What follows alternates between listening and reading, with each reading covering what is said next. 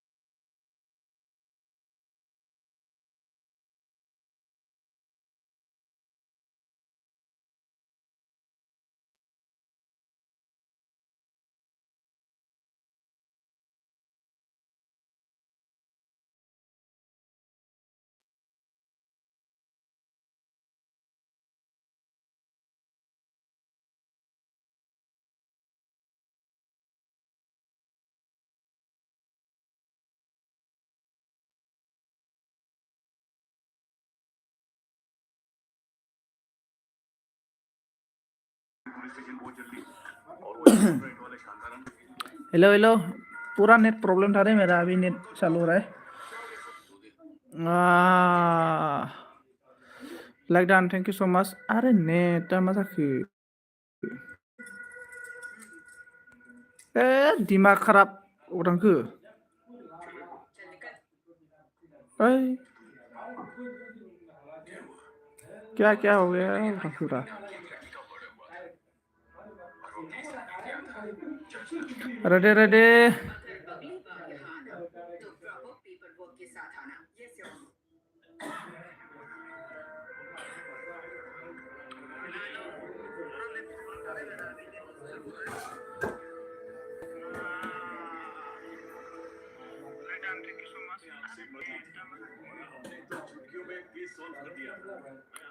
Good evening Reena ji हर हर Mahadev Mahadev hello hello hello 10 minute के बाद मैं सभी को आईडी देगा 10 मिनट के बाद आज मैं नया आईडी बनाए 10 मिनट में सभी को आईडी दे देगा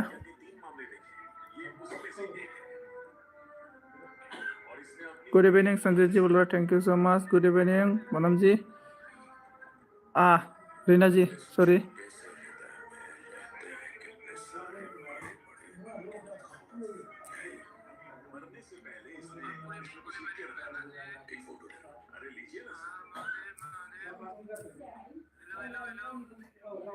संजीत आप कहाँ से हो आई एम चाइना से मैं चाइना से हूँ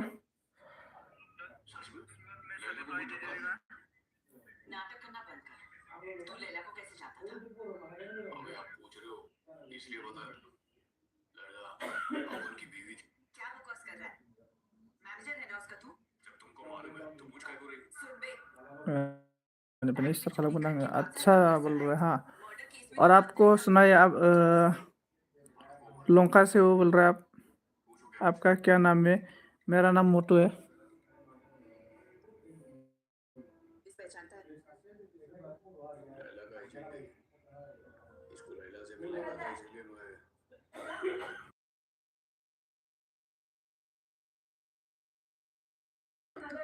hello hello आसा लाइकदान ब्रह्म मन्दिराव दं आं होनना बुंदों थेंक इउ स माच आब' ओमफ्राय आङो 10 मिनिटनि उनाव आइडि होनो सानदोंमोन दै आब' जाय जायनो थायो बे आइडि मोनगोन आरो ना बारा नङा बिदिनो मोननैसो होगोन आरो ना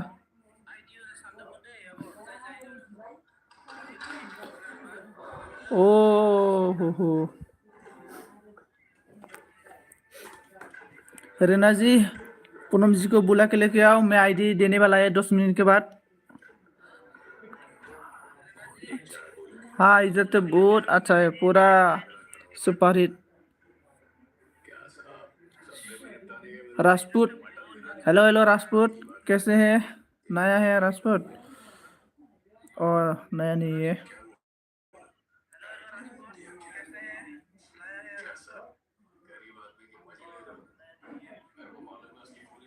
गुड इवनिंग सपोर्ट करो राजपूत में आपसे ऑलरेडी सब है कमेंट करते रहो मैं 10 मिनट के बाद आईडी दे देगा सभी को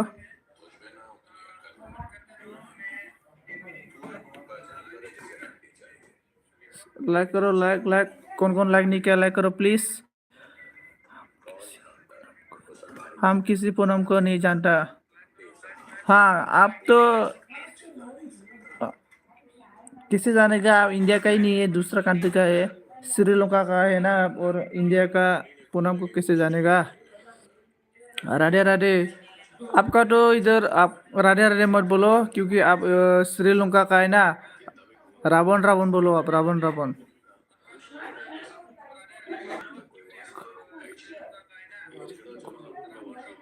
रिंकू मणि হি হেল্ল' হেল্ল' কি খবৰ ভাল আছে বাইদেউ মোৰ খবৰ ভালে কি কৰি আছে বাইদেউ গুড ইভিনিং लाइक करो ना যদি लाइक करो okay bye Poonam ji me and my वाला गुस्सा मत हो क्योंकि आईडी देने वाला है मैं 10 मिनट के बाद सपोर्ट करो support new friend come join me Rinku Rinku Mani में आपसे ऑलरेडी पहले से ज्वाइनिंग है राजपूत सपोर्ट करो बोल रहा है हाँ सपोर्ट करेगा सभी को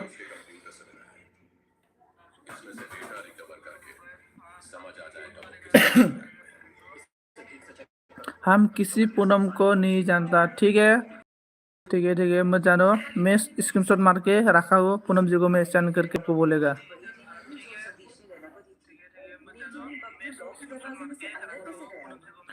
good night good morning good night नहीं गुड मॉर्निंग है कमेंट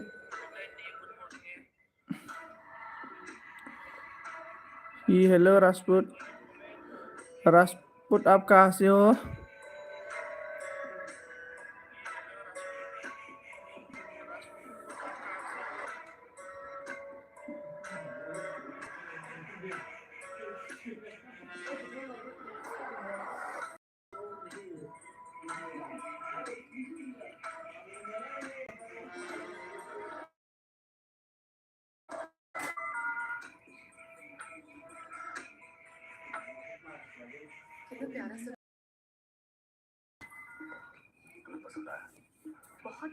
हेलो प्रीति बर' नोंबो एलबि होलायो होनना बुंदों आरोना एलबि होलायो माने सोलोंनायदों प्रीति बर' साब खालामनांगौ ना साब खालामनाङा आं साब खालामना होबायलै जियानो जाया मानो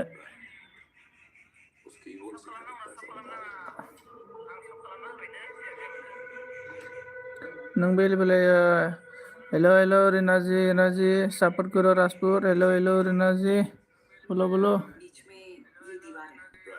ऑन बोले राधे राधे राधे राधे रानी की कृपा हो हाँ ऑन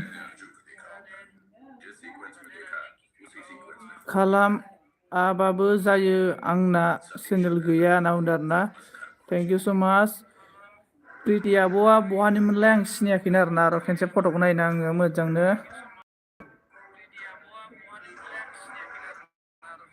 बिराद मानसिखौ प्रिति आब'आ नै साब खालामना दोननायफोरा ओंखारजोबदों आरो नै बिराद मानसिखौ साब खालामना दोनदों बिराद माने सासे सानै साथाम साब्रै साबा सय सात आठ नय दस 12 जन ना माखौल' आब'आ सापर्ट खालामदों आरोना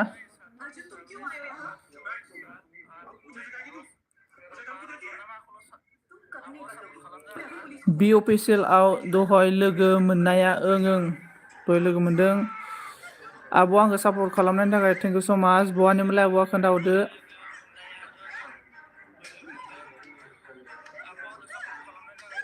मेरी रीना मैं हूँ रीना बोलो अभी रीना है ना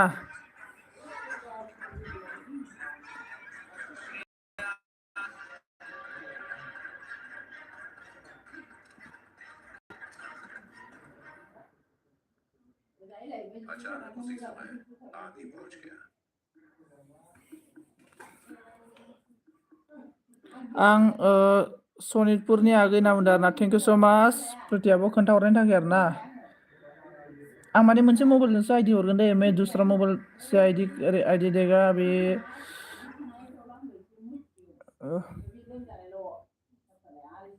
मा खालामदों आब' खोन्थाहरदो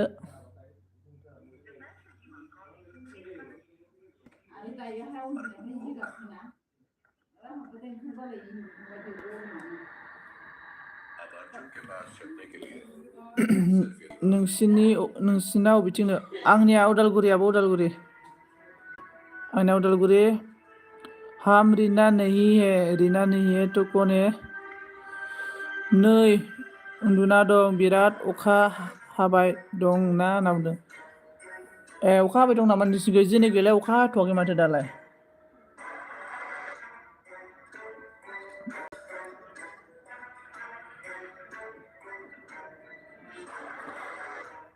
मानो जायाखैथाय माबा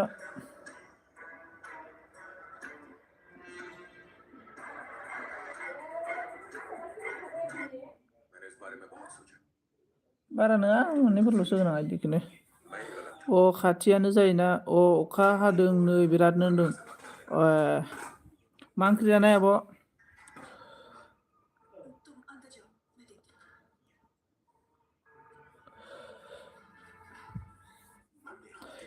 हेमंत सपोर्ट करो करेगा मुझे भी सपोर्ट करो लाइक नहीं करो लाइक कर दो सपोर्ट में मुझे भी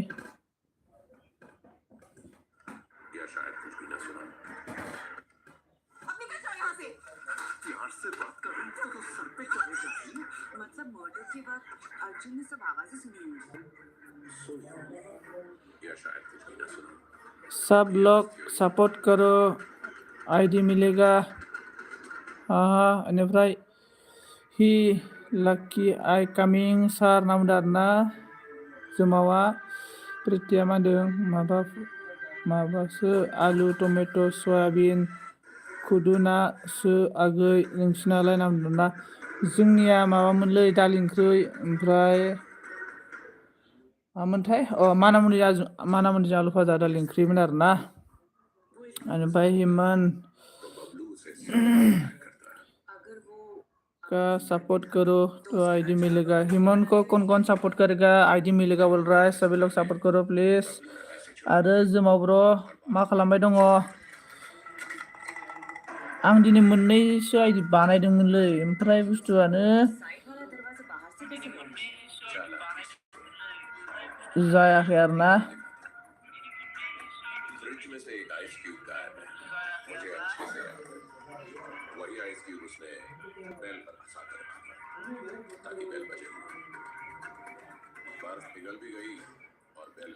आइडि माने मा आइडि आगै मानि आइडि माने माबानोब्रा बे चेनेलानो जेनेबा दा नोङो जायजों दा आंखौ नायगासिनो दं बेखौनो आइडि होनना बुङो आरोना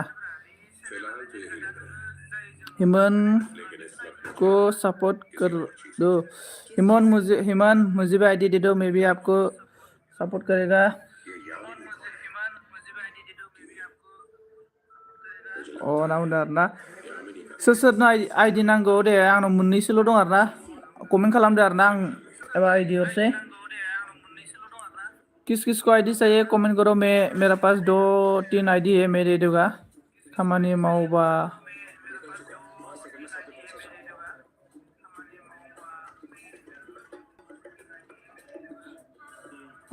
thank you so much Bimal bro.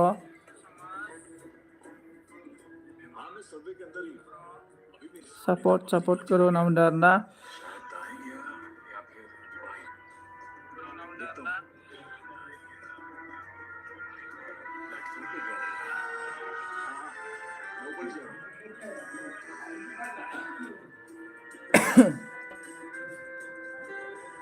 हमको दो भाई आईडी तो मैं भी आपको देगा।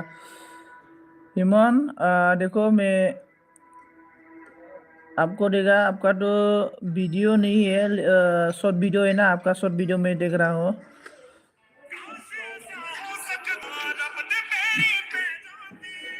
सुन रहा है ना हिमन?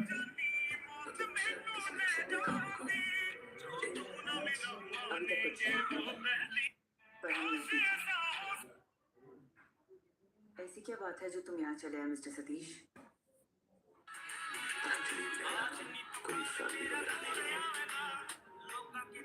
हिमन तो आईडी तो आपको ही देगा भैया।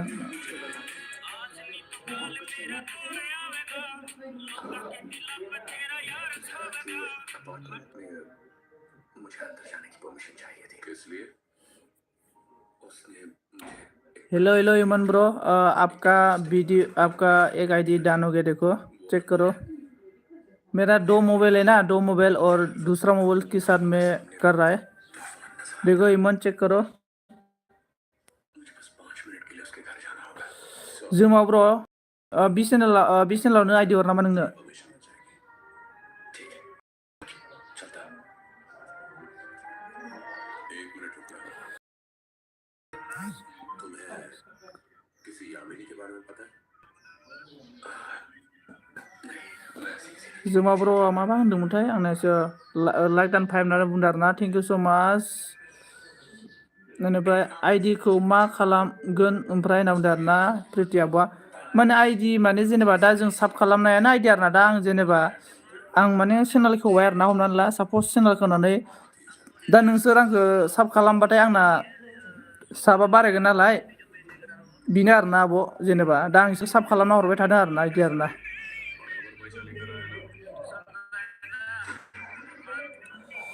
हिमन ब्रो मुझे भी सपोर्ट करो।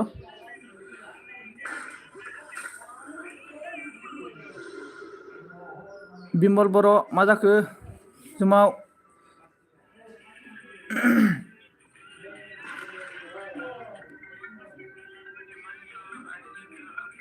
मैं भी आपको सपोर्ट करूँगी ज़रूर, आपका कुछ तेरी बात। हाँ Heman bro thank you so much. आं जेबो बारा मिथिया ना आब'आ। थैंक यू सो मच आब' आंनि एलबियाव फैनानै आंजों सापर्ट खालामफैनायनि थाखाय आरोना। ओमफ्राय सोर सोर दङ कमेन्ट खालामदो दे, जल्दि सापर्ट करो होनना बुंदों आरोना। मानसिफोरा अबाव थांजोबखो?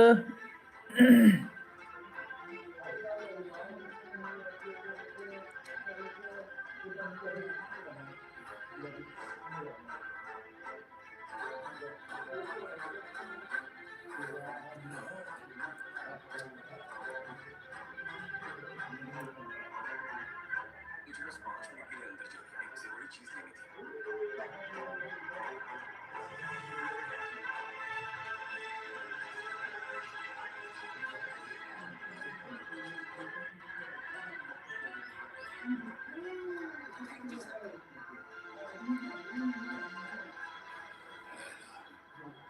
यहाँ क्या हुआ था? उस रात क्या हुआ था लैला? मा होनो जल्दि जल्दि सापर्ट खालामनांगौ आरोना ओमफ्राय लाइव होने जरा है सब लोग हिमन को जल्दी सपोर्ट करो हेलो फ्रेंड आउट आरोना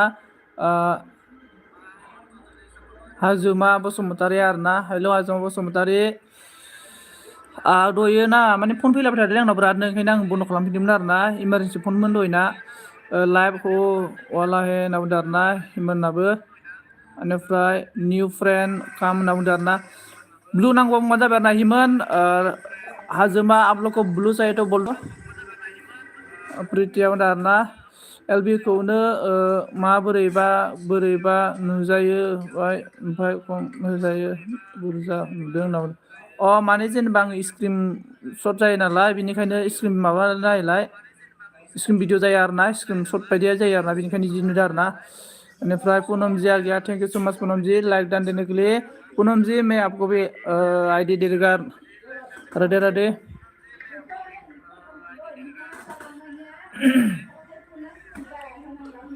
मानसिफोरा थालांबायलै र'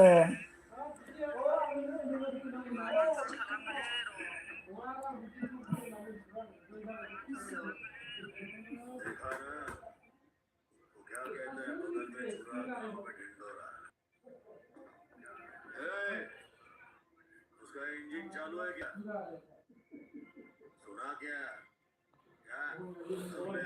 सोर सोर दं कमेन्ट खालामलाय देलाय कमेन्ट खालामलाय सोर सोर दङ आं माबानो हरग्रोसै दै प्रिति बर' काम होनना बुंदों आरोना हाजुमा प्रिति माबा हाजुमा बसुमतारिखौ सापर्ट खालामदो आरोना प्रिति ब्लु नांगौबा बुंबानो जाबाय आरोना ब्लु होना गोनां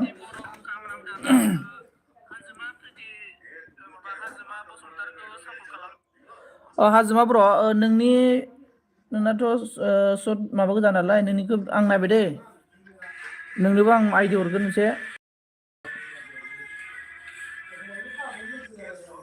आंना मबाइला मोनसे मबाइलजों नायगासिनो दे आङो माबानिखौ हाजुमानिखौ ब्लु ना र' ब्लु होगोन दे टेनसन खालामना ब्लु होबाय दे आं हाजुमानिखौ मोननै नायबाय दे माबाखौ सर्ट भिडिअखौ मोननै नायबाय दे आं हाजुमानिखौ ओमफ्राय मोननै नायबाय आरोना आरो मोनसे नायबावनोसै ओमफ्राय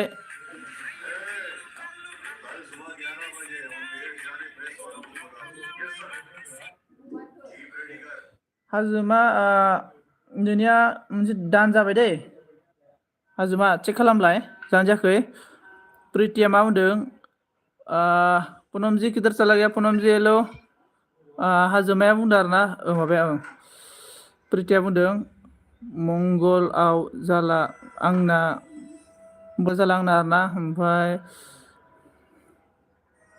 मोफ्लामजोब्बाय नायनो बाबाय मबाइला जाला मोफ्लामजोब्बाय होनना बुंदों आरोना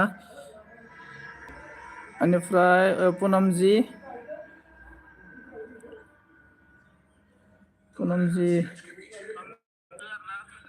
प्रीतिन तो ना नालाय पूनमजी हिमनजी दान बोल रहा है हिमनजी आपको पूनमजी ने दान किया है अभी पूनम जी का वीडियो में देख रहा हूँ पूनम जी कौन सा वीडियो देखेगा ये वाला वीडियो 3 मिनट 26 सेकंड का वीडियो में देख रहा हूँ अभी लाइक भी दे दिया अनिफ्राय Radhe Radhe Radhe Radhe Radhe Radhe Radhe Radhe Poonam ji thank you so much मेरा उलबान के लिए ओके ब्रो नाम डालना पूनम जी थैंक यू पूनम जी का वीडियो रनिंग हो रहा है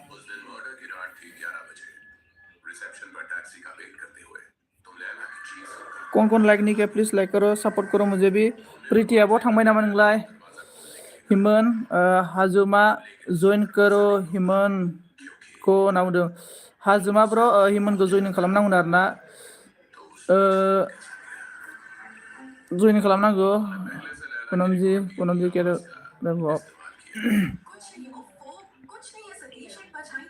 पूनम जी का वीडियो रनिंग हो रहा है और कौन कौन है प्लीज कमेंट करो कमेंट गाइस हिमन आपको ब्लू चाहिए तो बोल दो मैं ब्लू दे देगा आपको भी प्लीज कमेंट जिसका फर्स्ट कमेंट आएगा इसका ही फर्स्ट आईडी दे देगा इन लोग को पूनम जी का वीडियो रनिंग हो रहा है नो ना डरना ओके हिमन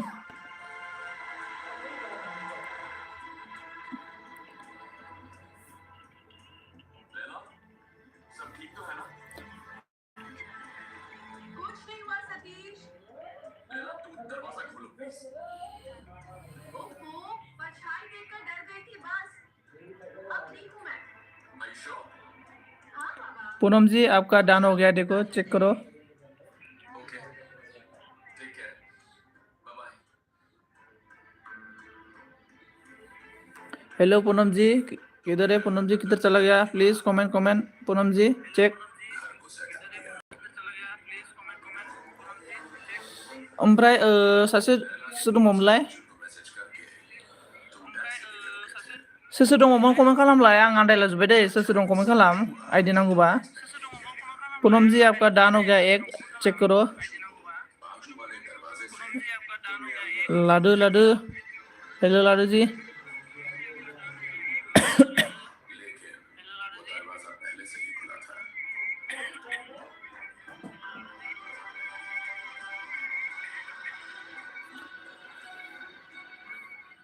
अब तुम्हें थोड़ा शक हुआ कि लैला के कत्ल के बाद कोई तीसरा इंसान भी अंदर था।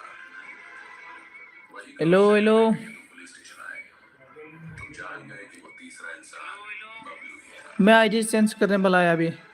सोर दंमोनलाय जोमाव माबा जोंबो सोंबाय मा होनोमोनलाय हाजोमा, अब्रांगा हाजोमा थांबाय ना माबाय नोंलाय हाजोमा? हाजोमानिखौ दान जागोन जायाखैमोनलाय? अ हाजोमाना दान जाबाय। ओमफ्राय निमन हेमन किधर है? कमेंट करो कमेंट। एक बकरा लैला और अर्जुन के झगड़े के बारे में पहले से जानते थे। Hello hello hello Poonam ji, how are you, क्या कर रहे हैं अभी?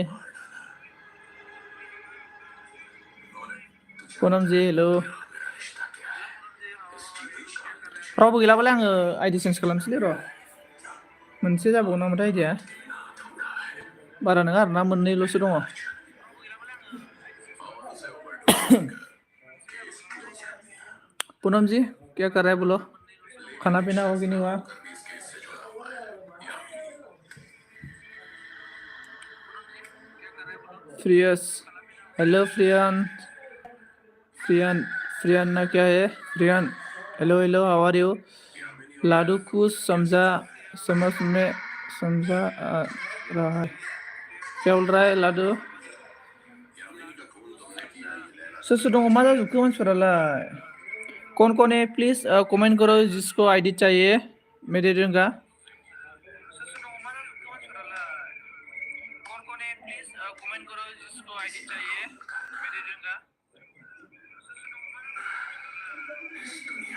कुछ समझ नहीं आ रहा है, मतलब क्यों?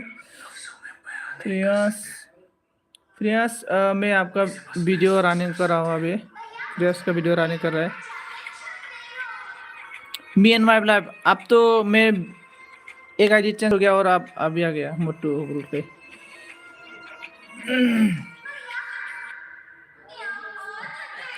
मी and my life, hello hello बोलो कौन है? मी एंड माई लाइफ क्या कर रहा है? किधर चला गया था किधर? मेरा हिसाब से ना रीना रीना जी कुछ चिकन खाने के लिए गया होगा, इसलिए लेट हो गया अभी। संजीत जी बोल रहा है बोलो बोलो। तेरी इधर, राधे राधे राधे राधे।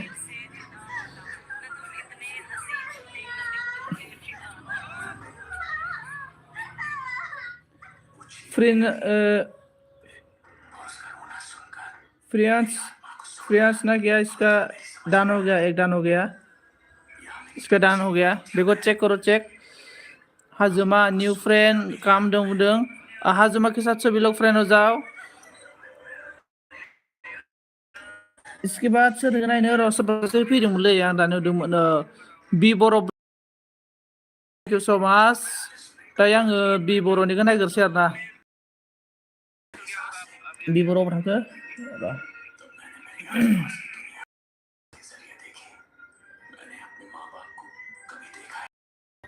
कहते हैं किसी प्लेन एक्सीडेंट में उन दोनों की मौत हो गई थी। बि बर'आव आब' नोंनि भिडिअ'आ रानिं आरोना, नोंनि भिडिअ रानिं जागासिनो आरोना। बि बर' आब'नि भिडिअ रानिं, बि बर' आब' का वीडियो रनिंग हो रहा है अभी। मुर्गा पूनम जी राधे राधे बोल रहे, लाइक दान बिबर' थेंक इउ स' माच आब' जागोन दा मा जागोन जिखुनु आब' होनबाय आरो आङो सोमोन्दो लाबाय बेनिफ्राय मी एंड माय ब्लड कहाँ गया नाम बुंदों आरो ना इधर ही है ज्वाइनिंग सभी को साथ फ्रेंड हो जाओ hello hello Nazi hello hello like दान नाम बुंदों आरो ना थेंक इउ स' माच लाइक दान देने के लिए बिबर' ओके थेंक इउ स' माच लाइव इज मुर्गा लाइव इज बकरा लाइव इज मोटू राधे की कृपा हो राधे राधे ओके नाम ना राधे रानी की कृपा हो सभी को राधे रानी का कृपा हो Radhe Radhe me and my blood hello hello hello hello Poonam ji किधर गया मी एंड माय ब्लड अभी मी एंड माय ब्लड का करेगा इसके बाद देखो बी बोरो ब्लॉग का वीडियो रनिंग हो रहा है सेसा फिनाया अबेनि सेसायालाय सेसा नायगासिनो आरो ना बान्दा कबि बिलाइ होनायखौ प्लीज सब करो न्यू फ्रेंड नाम डारना हाँ बीबोरो के साथ सभी लोग ज्वाइनिंग हो जाओ किस किस को ब्लू चाहिए प्लीज कमेंट करो पूनम गया पूनम किधर गया पूनम एक आईडी लेके चला गया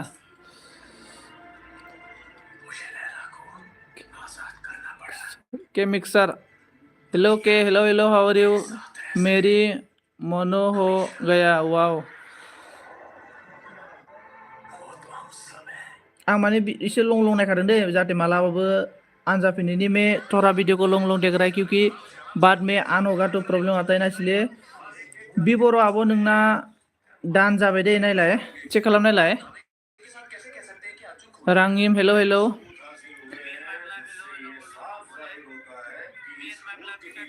अभी ना मी and my blood Ka video running है रीना जी आपका शॉर्ट वीडियो में देख रहा हो देखो आपका साउंड में सुन रहा हूँ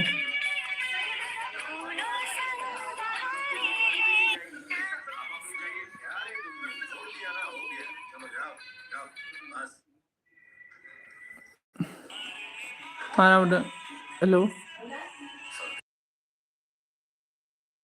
बेनिफ्राय दायो सोर सोर थांखो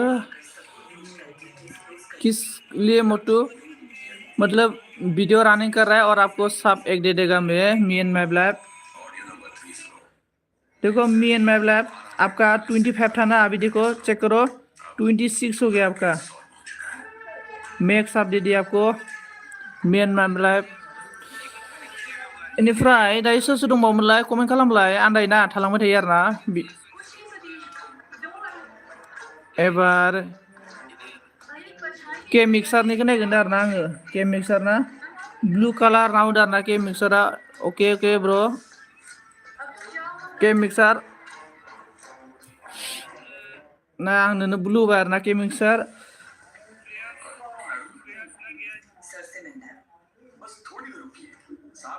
के मिक्सार नाबो भिडिअआ शर्ट भिडिअ जासोलै के मिक्सारनि भिडिअखौ नायबाय दे आङो शर्ट भिडिअखौनो नायगासिनो आरो ना आज हमको शो मतलब मेरा पास इतना शो आई डी नहीं है दिन में 5 की हेलो ओके ब्रो नाव दार ना आं नोंनि भिडिअखौ नायदों आरो ना ओमफ्राय मा होनो नायनानैबो भिडिअखौ नायगोनबो ओमफ्राय लाइभबो होना गालांगोन आङो ओमफ्राय कमेन्टल' होआ आरो ना आङो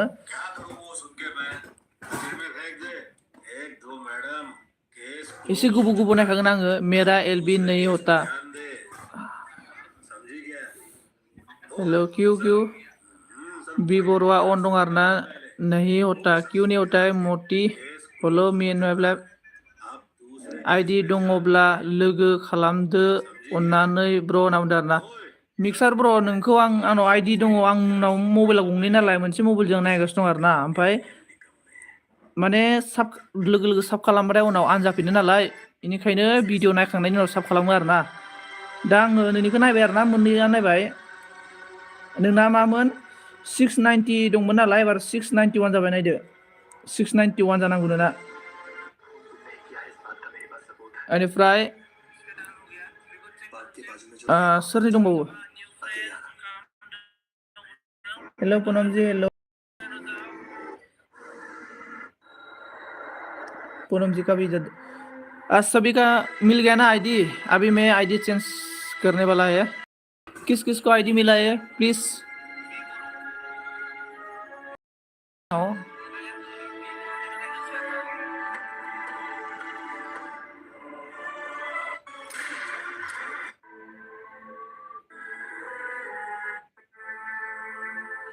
मोनसे बोरैबा जाबायलै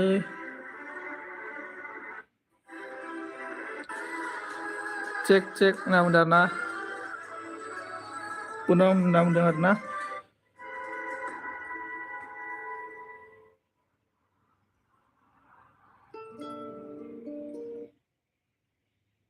उदै लोगोफोर मबाइला गंनै नालाय आखायाव गंसे गंसे लाथारनो गोनां जायो। मेरा मोबाइल दो है ना इसलिए मतलब थोड़ा हो रहा है।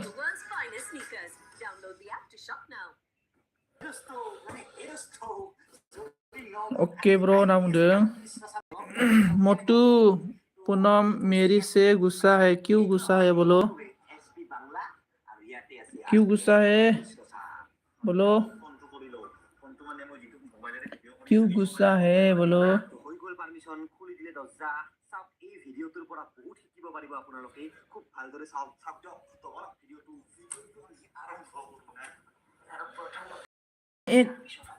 मोनसे बानायबावदोंमोनलै र' दै आंबो बारा रोङा नालाय आन्दायनो नागिरो।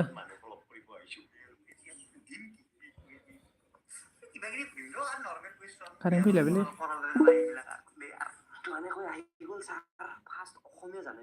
हाजोमा अन अ हाजोमाया अबाव खारबाय थायो हाजोमा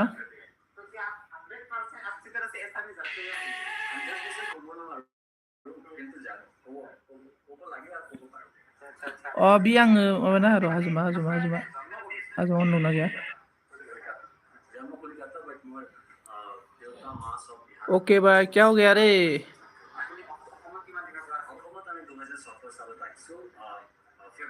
मा होनना बुंदों रांगि कि मैक्स प्लीज जॉइनिंग हो जाओ होनना बुंदों आरो ना रांगिम के साथ सभी जॉइनिंग हो जाओ रांगिम रांगिम का वीडियो रनिंग हो रहा है रांगिम का वीडियो ऑन रहा है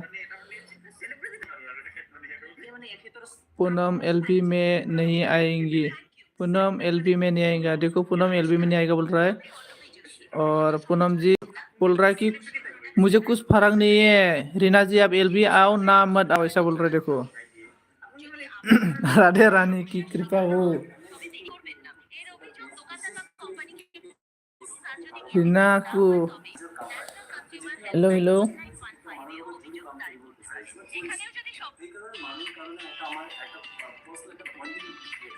रामिंग ब्रो कमेंट करो रामिंग ब्रो कमेंट रामिंग ब्रो का वीडियो रनिंग हो रहा है रामिंग रामिंग ब्लॉग नवनीता सिस्टर नवनीता दासो फैबाय हेलो हेलो नवनीता मा खालामदों मा खबर रामिंग का वीडियो रनिंग हो रहा है अभी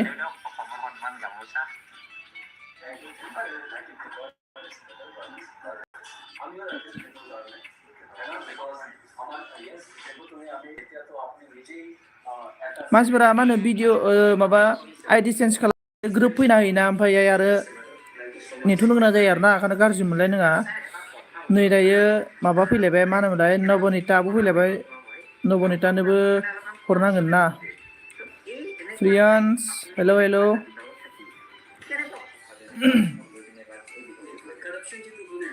रांगिम किधर चला गया रांगिम रांगिम का दान हो गया रे ओमफ्राय सोरनो हरनो र' नबनिता ना नबनिता बुंनांगोन नबनिता नोंनिखौ भिडिअ रानिं जाबाय दे नोंनिया 311 दंना नबनितानि भिडिअ रानिं दे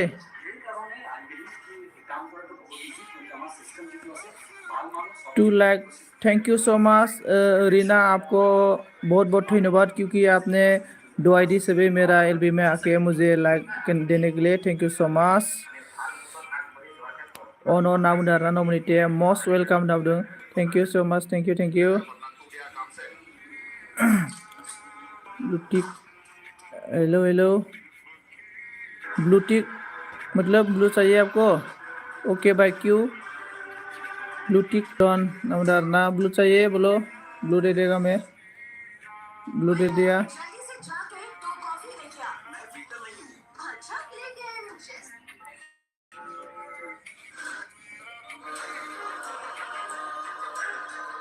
नबनिता आबनिखौ माने सिस्टार नबनितालाय हाबा जाबाय नाब्रा?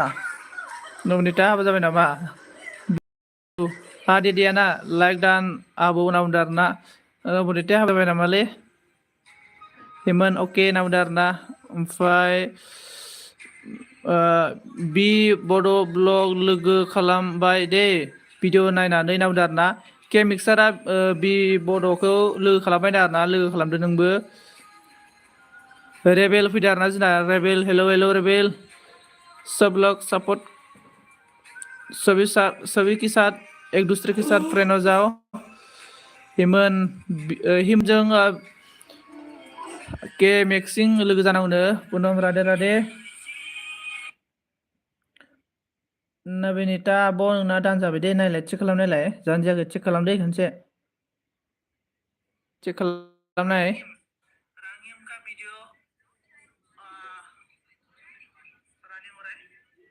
ओमफ्राय सोर दंबावोमोनलाय आरो और कौन नहीं मिला था अभी मैं वीडियो आईडी चेंज करेगा।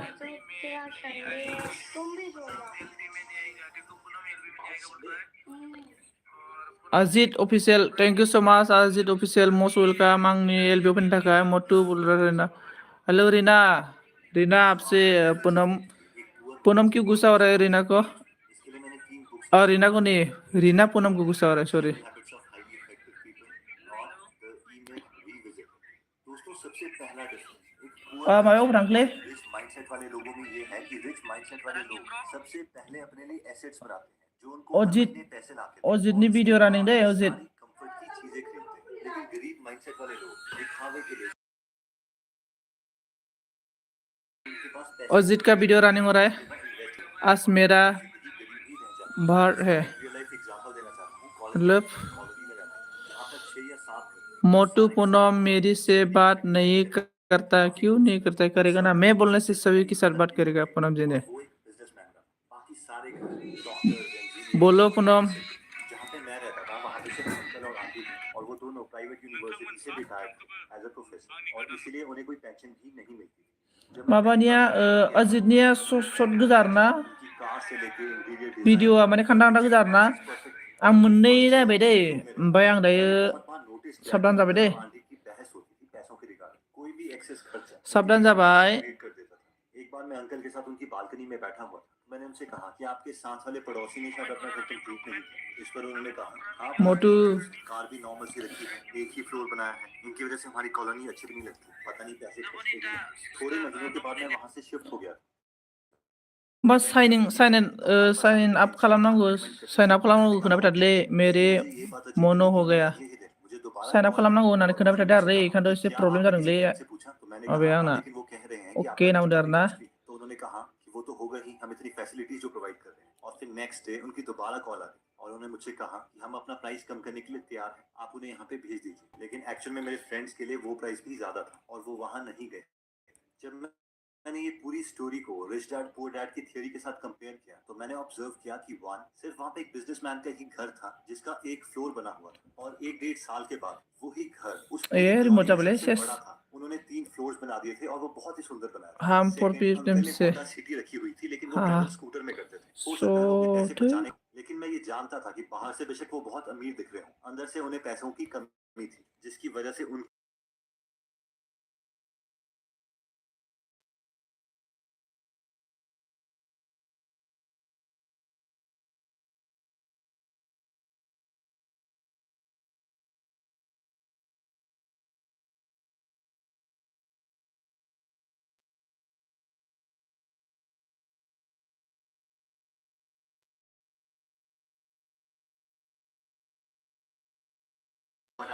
सभी लोग को मेरा एक रिक्वेस्ट है, सभी लोग एक दूसरे के साथ फ्रेंड हो जाओ। मेरा कुछ प्रॉब्लम हो रहा है एक मोबाइल। बहुत ज्यादा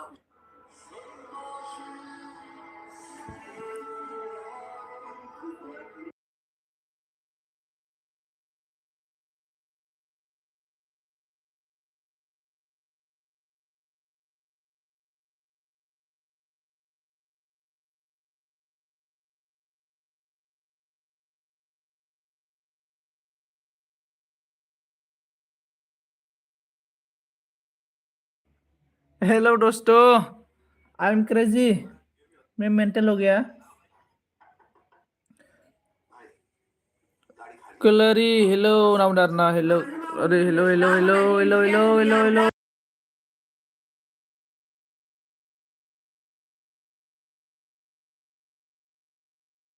कलरी कलरी को ये सब कर दिया रे।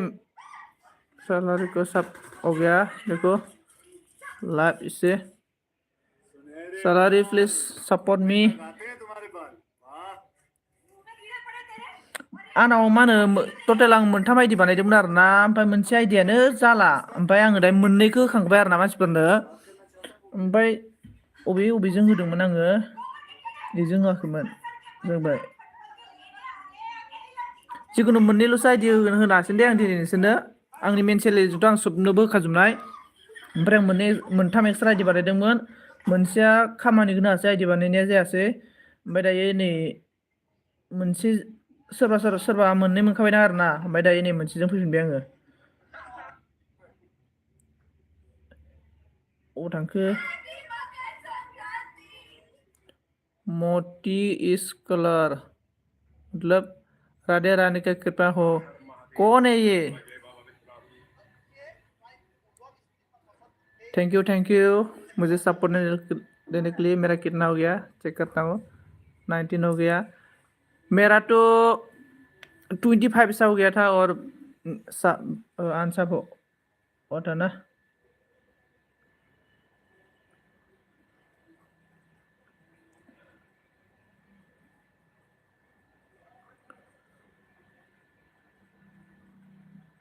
नबनिता आब' र' दे नोंनिखौ नायनो।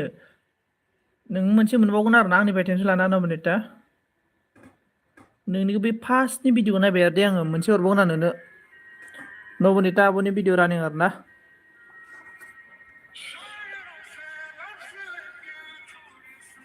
नबनिता नोंनि भिडिअ रानिं दे।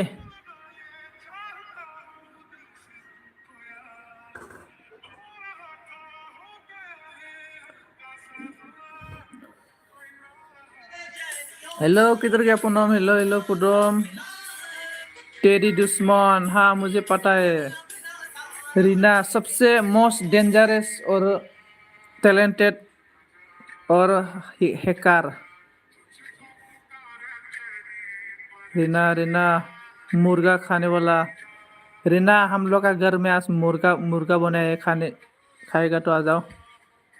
राधे रानी का कृपा हो। Radhe Radhe Poonam ji hello hello. ओम हर हर महादेव। राधे राधे राधे राधे ऑन। नवनीता नोंनि वीडियो रनिंग जागासिनो दे। नवनीता का वीडियो रनिंग हो रहा है। मतलब आज मेरा 2 ही आईडी है, 2 आईडी दे देगा हम सभी को। नवनीता काम होनना बुंदों आरोना, के मिक्सारजों नवनीता लोगो जालायदो दे, लोगो जालायदो आरोना। ओमफ्राय पूनम जी हेलो हेलो राधे राधे राधे राधे। हम नहीं खाएंगे, क्यों नहीं खाएगा? अब तो कल खाया था ना, मैं देखा है ना आपको कल खाया। ओनली पूनम जी नहीं खाता है, सभी लोग खाता है। पूनम जी ऑन। पूनम जी क्या हो गया इतना नर्वस? कुछ बोलो। क्या क्या खाया आज पूनम जी? नवनीता काम होनना बुंदों हाजोमाजों मटु होनना बुंदों आरोना। हेलो रिना बोलो, मुट्टी बोलो। नवनीता नोंनिया मोनसे दाम जाबावबाय आरोना, नायलाय चेक खालामलाय।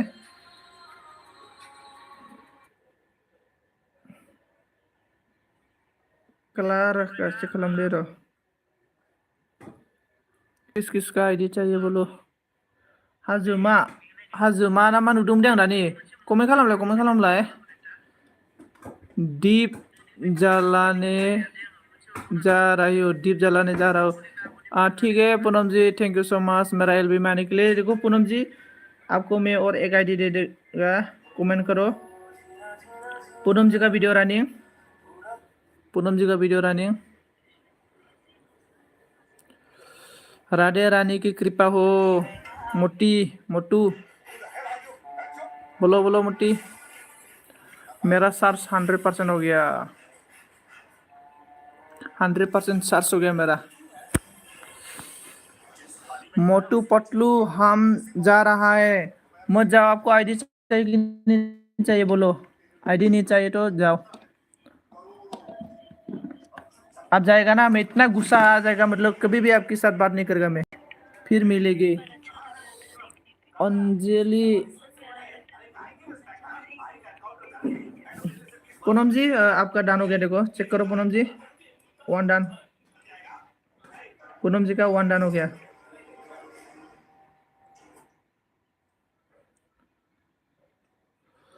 मेरी कोई नहीं है। ठीक है जाओ जाओ। मैं इतना गुस्सा आ गया ना, आपसे कभी भी बात नहीं करेगा। सो करे देखो, अभी आपका ये, आपका तो कोई वीडियो नहीं है, फिर भी आपको मैं सब करके रखा है। देखो आपका 7 था ना, अभी 8 हो गया, चेक करो। रीना आपका 7 हो गया, 7 था ना, 8 हो गया ना।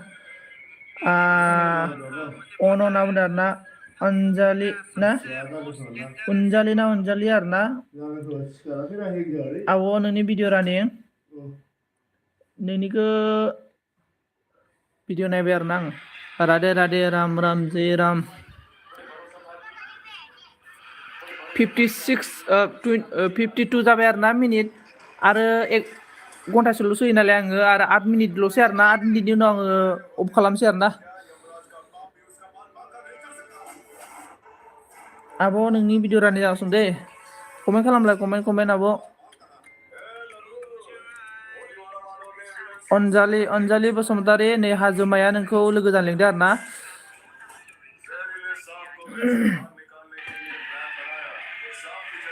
36-37 लाइक जाबाय। क्रिस्टि मोसानाय भिडिअखौ नायगासिनो दं आरो ना आङो, क्रिस्टि मोसानाय भिडिअ नायगासिनो दङ। न्यू फ्रेंड काम ना उधर ना, के मिक्सर के साथ सभी लोग फ्रेंड हो जाओ। पूनम जी तो चला गया होगा, पूनम जी 2 आईडी लेके चला गया।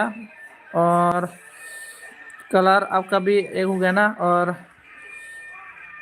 ono ना उधर ना, अंजलि आब' नोंनिखौ क्रिस्टि मोसानायखौ नायबाय दे आङो, ओमफ्राय क्रिस्टि मोसानायखौ नायबाय आङो, ओमफ्राय लाइकबो होबाय, कमेन्टल' होला, ओमफ्राय साब खालामबाय दे। नायदो आब' नोंनिया मोनसे जाबाय आरो ना, मोनसे साब जाबाय। ओमफ्राय दायो सोर दंबावो? हाजोमा साब डान प्लिज बेक करो होनना बुंदों आरो ना हाजोमा। नबनिताजों, नबनिता नोंनो मोननै हरबायना आङो, ओमफ्राय गैथ'ला दे। आइडियालाय दंमोन दंनायालाय, ओमफ्राय माने मानो जायाखै आरो ना, जिखुनु नबनिता ना कमप्लिट जाबाय। ओमफ्राय दायो सोर दङ? लाइक डान, thank you so much Lalit Patel मेरा आने के लिए। अभी देखो मैं ललित पटेल का वीडियो देखता हूँ।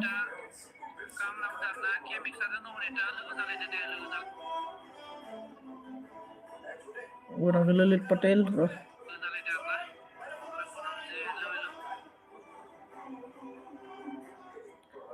ललित पटेल आपको आईडी चाहिए कि नहीं चाहिए? आपका तो बहुत सारा है, फिर भी ललित पटेल का वीडियो रनिंग हो रहा है।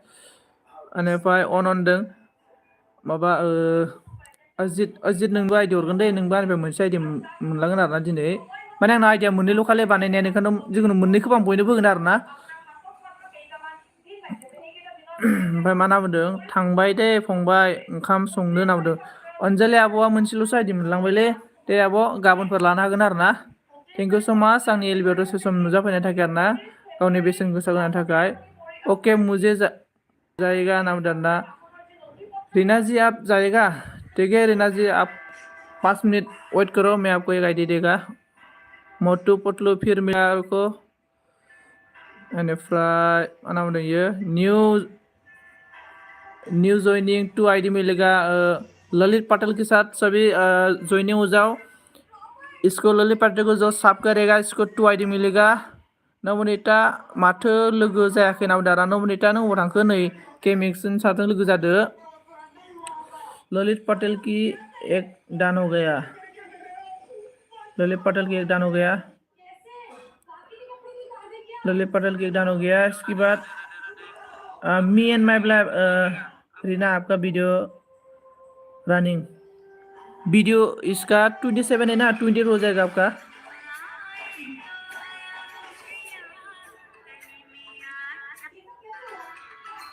हाजुमाया उनाव दारना ललित पटेलजों लोगो जा ललित पटेला जायजों लोगो जायो मोननै आइडि हरगोन आव बियो बेनिफ्राय के मिक्सारा अनाव दारा के मिक्सार ललित पटेल लोगो जा हर हर महादेव देवका देव महादेव राधे राधे जय श्री राम न्यू काम 5 आईडी नाव दारना ललित पटेल 5 आईडी देगा बोल रहा है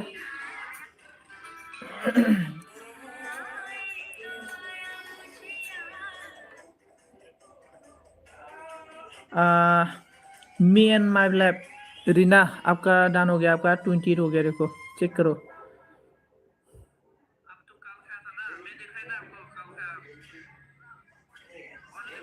ललित पटेल मेरा तो एक ही आईडी मिलेगा आप मेरे से मतलब मेरा आईडी नहीं है मैं आईडी नहीं बनाया 2 ही आईडी बनाया था बेनिफ्राय के मिक्सारा आंनिफ्राय आईडी मोनगोन ना मोनाखैलै बिजों जाबायना के मिक्सारा मोननै मोनलांखाबायना र'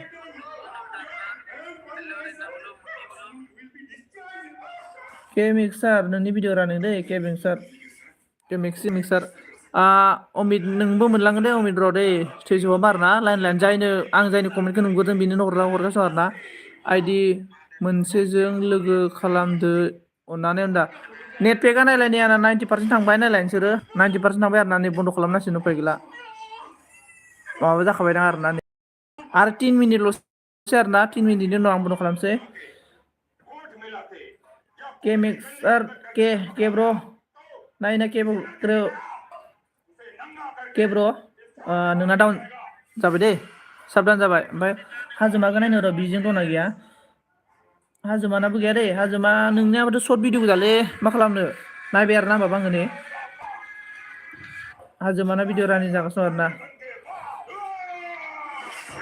आरो 2 मिनिटल'सो दे 2 मिनिटनि उनाव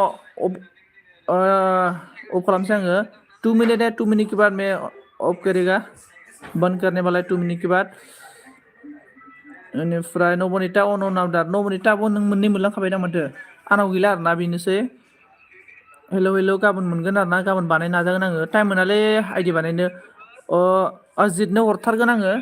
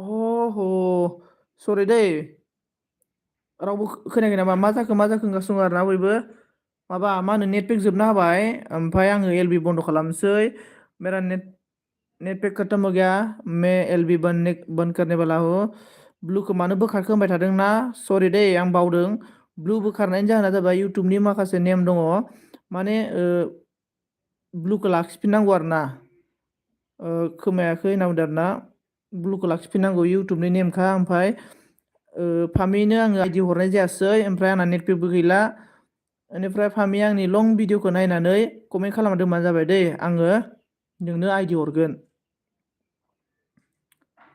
थैंक यू सो मच बोलो बोल रहा है रीना जी मुझे 19 का नेट पेक डाल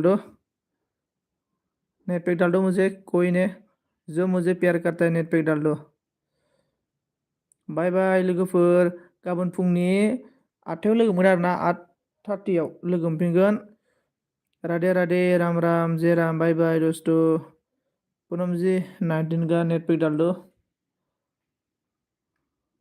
पूनम जी सुना कि नहीं सुन रहा है नेट पेक डाल दो 19 का राधे राधे राधे राधे सभी चला गया थैंक यू सो मच सभी को मेरा एलबी मारने के लिए क्या बोल रहा है नेट पेक 19 का थैंक यू सो मच मैं एलबी बंद किया है अभी thank you so much bye bye